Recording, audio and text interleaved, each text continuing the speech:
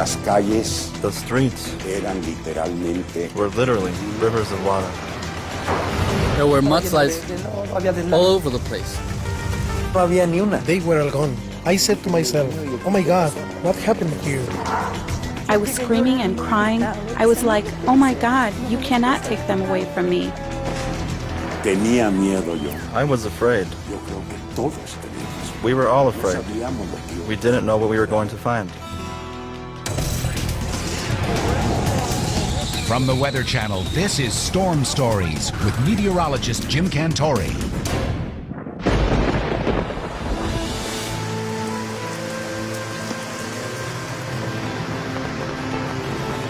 October 4th, 1999. A tropical depression forces moist air over Mexico's Sierra Madre Oriental Mountains.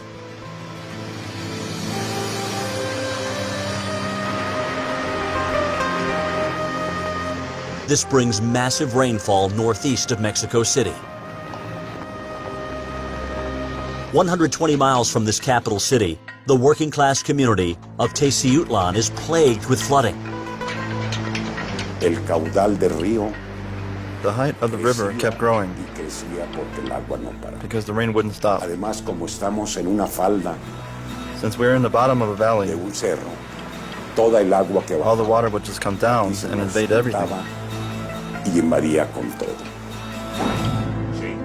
Teziutlán's mayor Jose Sanchez knows the terrain acts like a sponge, absorbing large amounts of water.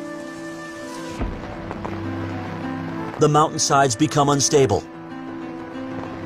Trees and shrubbery help hold them up, but recent deforestation adds to the danger.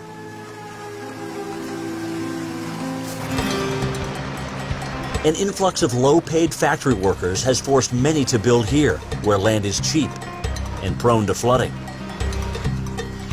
Sanchez orders an evacuation. Empezamos a visitar los lugares más We started peligrosos to visit the places that y a were high decirles risk de que era necesario and tell them that it was necessary to bring them to safer places. Police Chief Amadeo Andrade takes charge of the mission. But some, like this elderly man, refuse to leave. Y le daba risa, decía He que laughed no. at us and said he did not want to go.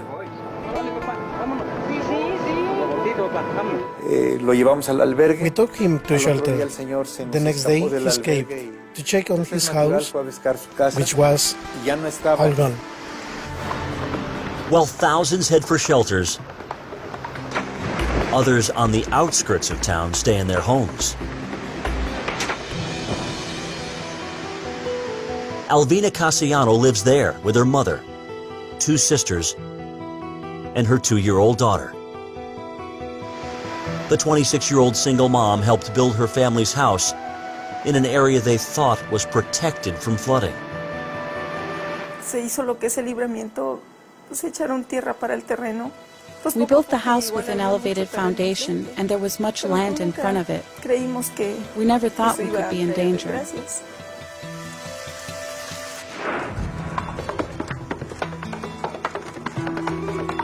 October 5th, 1999. The rain continues a second day.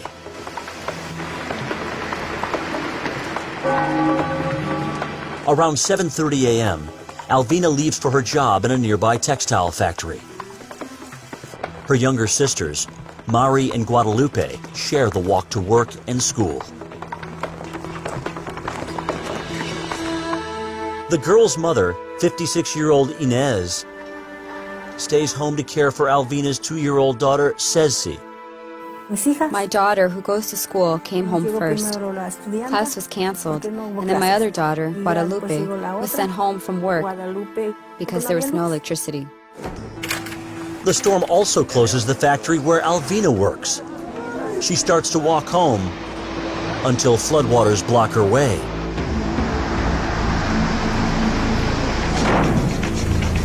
The city is crumbling around her.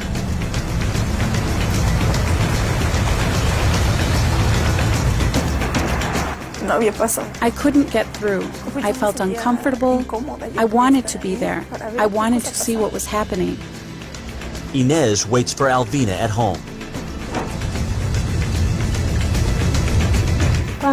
All of a sudden, I heard something like thunder, and the house shook. A massive slice of mountain breaks loose. It tumbles downhill and slams into the Casiano home.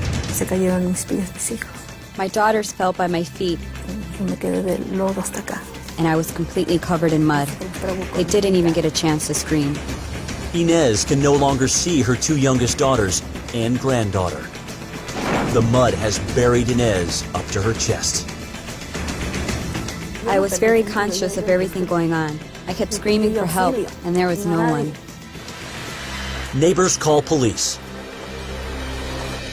Chief Amadeo Andrade and his team race toward the devastated neighborhood. But they can't drive down the mountain. All the roads are covered with mud. The officers abandon their vehicles and cut their way into the valley.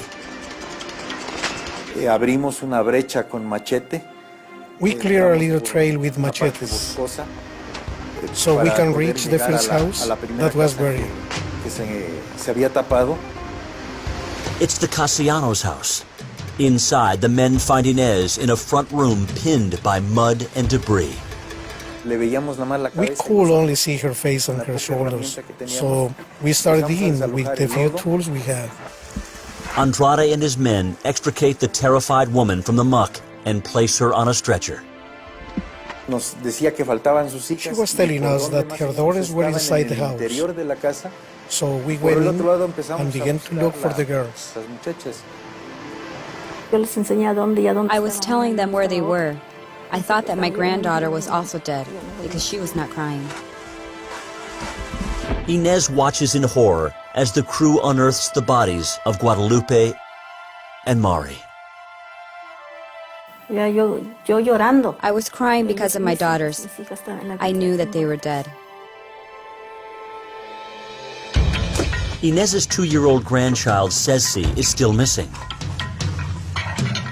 The search is interrupted when police get word of another mudslide 2 miles north.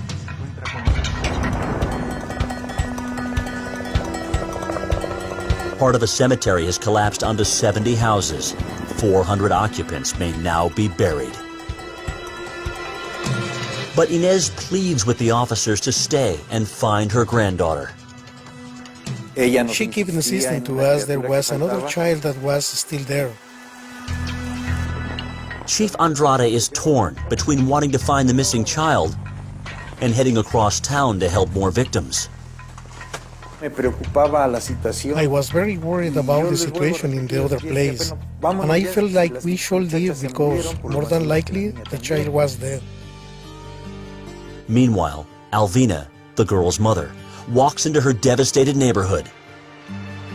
She has no idea her family has been buried by a mudslide until a neighbor stops her on the street. He hugged me, and he said, "I'm sorry." And I asked him why.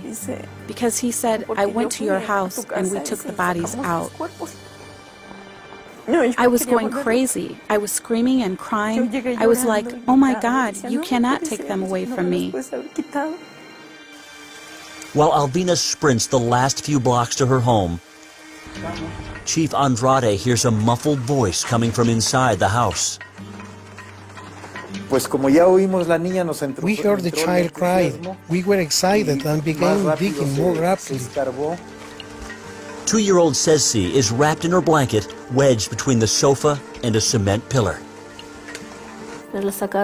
She was very yellow when they pulled her out. She was already suffocating. Many people arrived to help bring us out. Inez and Ceci are carried to a waiting ambulance. Just then, Alvina reaches her house. They opened the doors of the ambulance. I recognized the blankets and looked inside. It was my daughter. She was full of dirt and very pale, but she was alive.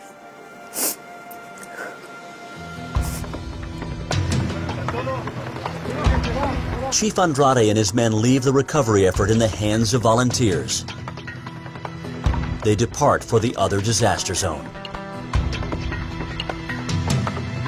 Un promedio como de 70, 80 casas There were 70 to 80 new houses. de construcciones nuevas no existían. They were all gone. And I said to myself, Y dije, Dios mío, ¿y aquí qué pasó? oh my God, what happened here?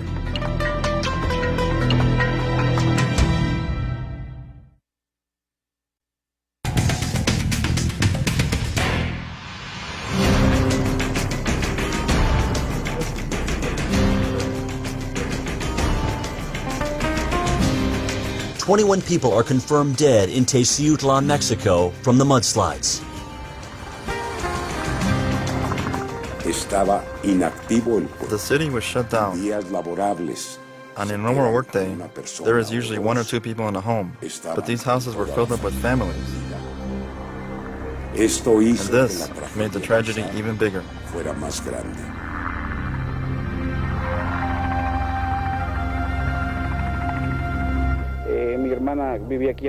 My sister lived here in this zone and her house disappeared completely. My relatives are all buried. Local television journalist Marco Antonio Vasquez covers the chaos for news station Televisa. Everybody was running. There was a collective hysteria. There were ambulances. The neighbors were trying to rescue people. Marco and his crew are torn between covering the story and helping with the search for survivors. I was feeling helpless, powerless.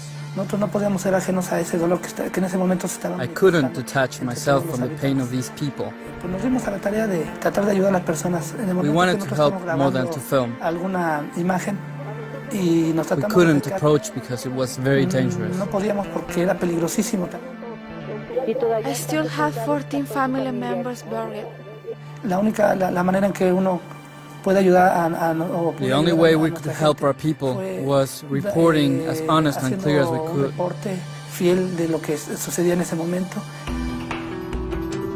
Marco documents stories he hopes will get military assistance from the nearest big city, Puebla.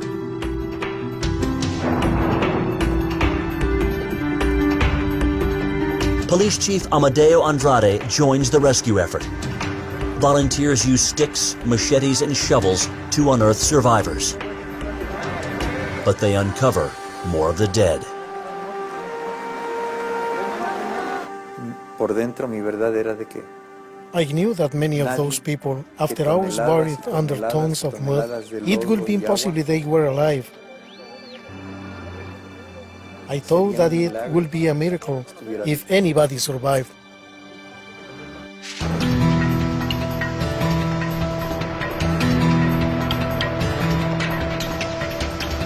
By 4 p.m., the search and rescue mission has become a recovery operation.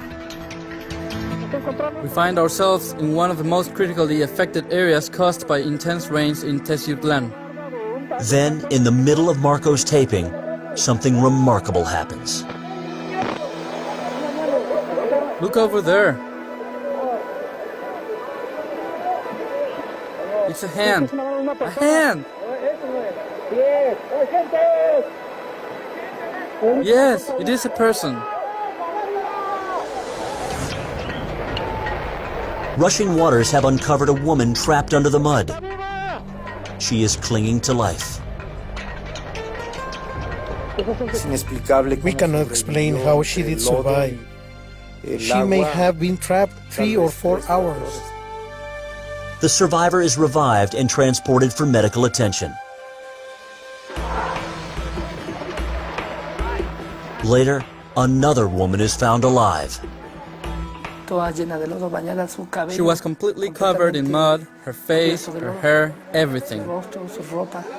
The only thing that she was worried about was her family, and some guy told her they're okay, they're okay.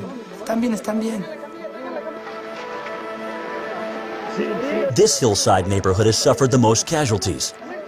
90 people are dead. Many others remain missing. The mudslides have destroyed most of the roads in and out of Teziutlán, and the rain continues falling. More slides threaten the region, but that's not the worst of it. This bridge was the only crossing we have, so our fear is that we are and will remain totally isolated.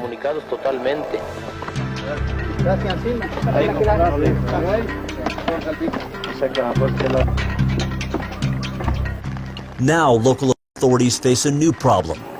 The city is cut off from outside help.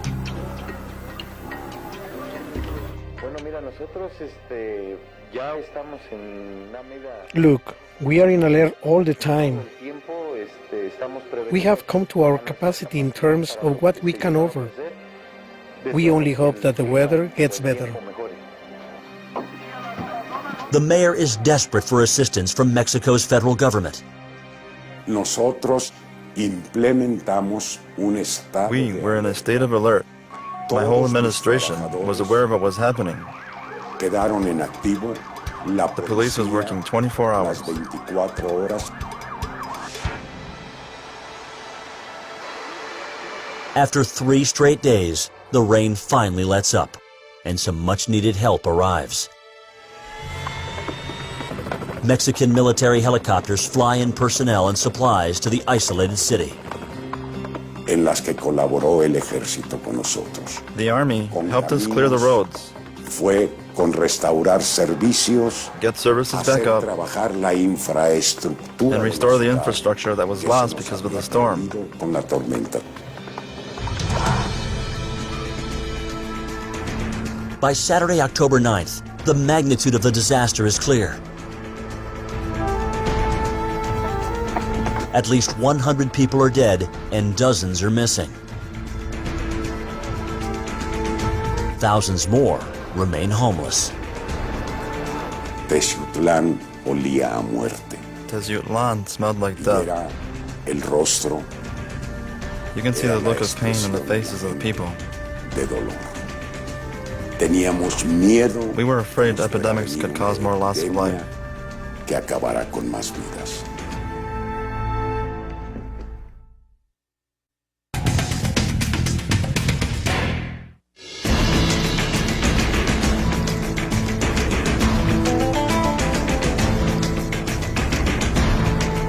Across southeastern Mexico, scores of mudslides have left more than 400 dead. 104 of those are from Teziutlán.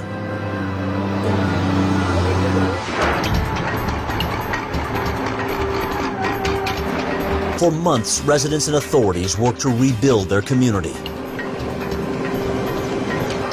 El dolor nos hermanó. The pain united us. Nos vino a dar we all gathered together to help. Esa fuerza y esa this is what gave us the strength, the ability to face these horrific scenes that I cannot even describe. Inenarrables.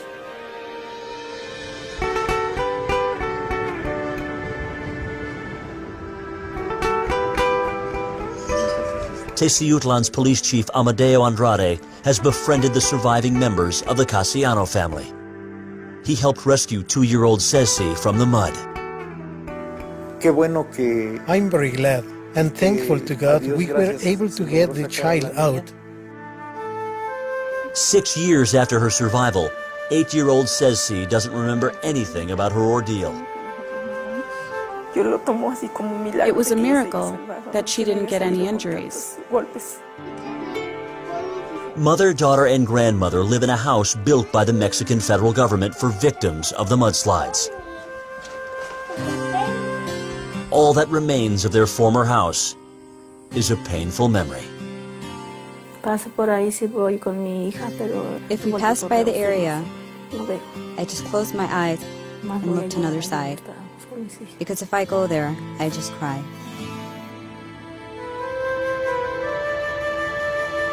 A memorial now stands in town to honor all 104 victims. 2 of them, Mari and Guadalupe Casiano.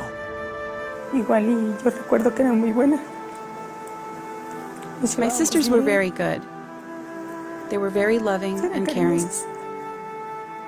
son las heridas que llevamos, We are scarred from that tragedy, las heridas and we will have to live with those scars forever. que nos dejó a nosotros también marcados And it left us traumatized by how dangerous nature can be. que es la fuerza de la naturaleza.